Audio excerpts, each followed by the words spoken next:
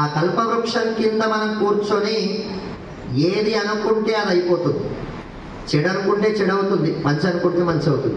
ఒక ప్రయాణికుడు అలా ప్రయాణం చేస్తూ చేస్తూ వచ్చి అలసిపోయి కూర్చున్నాడు కల్పవృక్షం కింద. అరే బాగా అలసిపోయాను, తాగడానికి మంచి చల్లటి మంచినీళ్ళు ఉంటే బాగుండు అనుకున్నాడు. మంచినీళ్ళు వచ్చాయి.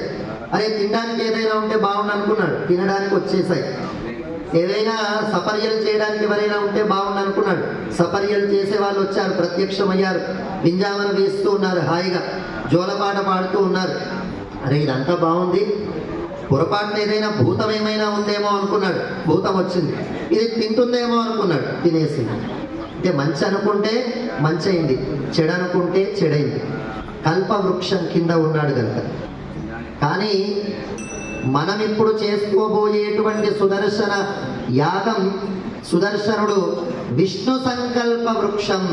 ఆ విష్ణు సంకల్ప వృక్షం కింద కూర్చొని మనం ఒకవేళ చెడు అనుకున్నా సరే, తల్లి ప్రేమతోని పిల్లవాడిని సంస్కరించినట్టుగా ఆ సుదర్శనుడు మన లోపల ఉండేటువంటి ఆ చెడుని తొలగించి, చెడు సంకల్పాలని తొలగించి, చెడు ఆలోచనలని తొలగించి, చెడు భావాలని తొలగించి, మంచి ఆలోచన కలిగేటట్టుగా, మంచి భావాలు ఏర్పడేటట్టుగా, పరోపకారార్థమిదం శరీరం అన్నట్టుగా ఇతరులకి సేవ చేసేటువంటి ఒక సద్బుద్ధి కలిగేటట్టుగా, అటువంటి రీతిలో మనని సంస్కరించేటువంటి అద్భుతమైనటువంటి విష్ణు సంకల్ప వృక్షం సుదర్శనుడు.